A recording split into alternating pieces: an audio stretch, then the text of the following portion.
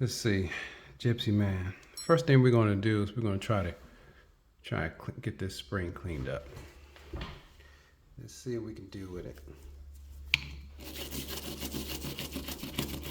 We're not gonna do too much to it. We're just gonna brush it off and see if we can save it. And if we can save it, we'll go ahead and use it. I think that the owner used this as an everyday carry. He's never had to use it, so it should be in good shape when it comes to the strength of the spring. So hopefully we can just give it a little bit of brushing, and we'll put it to the side. And it looks better already. Now, if it were my gun, I would probably just replace the spring. And I'll ask him if he wants to get it replaced. But for right now, it was firing a week ago fine and had no issues with the ammo that he was using, which was, by the way, some old ammo that he had just stored at his house, and it probably wasn't stored very good, because when he took the ammo out, the boxes crumbled. So I'm sure that it had some either the box did its job or some moisture might have got to it. So let's pay some attention to this barrel, and we're going to start by brushing it off and getting all of the, it looked like it was being the EDC of a woodpecker, but it's a Glock, so you know it's going to run, you know it's going to work regardless of its condition. But let me tell you something. You can see that this barrel is in good shape. It looks great. The coating of the Gen 1 through 4s was very good. I'm a little skeptical of the DLC coating on the Gen 5s, because if you're like me and have a Gen 5, you'll see that it's coming off and you're not too happy about it, but it runs and it still rolls. So we're not going to complain too much. I'm sure they'll get to addressing that hopefully by the Gen 6. And the barrel looks almost new already. It's just so dry. It looks like an old cannon you go to see at these old forts at the parks.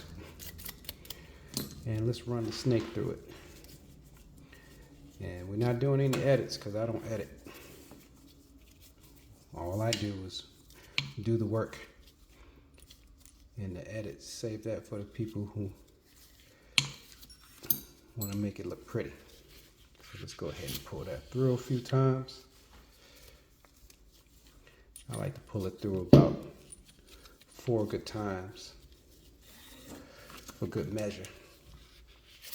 And I figured it would be good to just start the video series with just a few of the smaller items before we get to the larger items. And I love these snakes. I love these snakes. No more putting a bore brush through your barrels and possibly ruining the rifling inside of them, especially with these new marksman barrels that they have on the Gen 5s, which are great, by the way. Look at that. Compare that to the intro. Look how nice that is. That's Glock, man. That is Glock. I'm not sponsored by them, but they need to go ahead and give the old guy some credit here. All right, let's put some oil on here. And I'm probably gonna put this oil on here a little heavier than I normally would, but I usually keep my barrels with that type of sheen. That's all my barrels, especially with the new Gen 5 with that DLC coating, because it looks like it needs a little bit of help, to be honest with you. So I just apply oil to the barrel and apply it to this ramp right here. Just a dab, just a little drop. All right, that's it.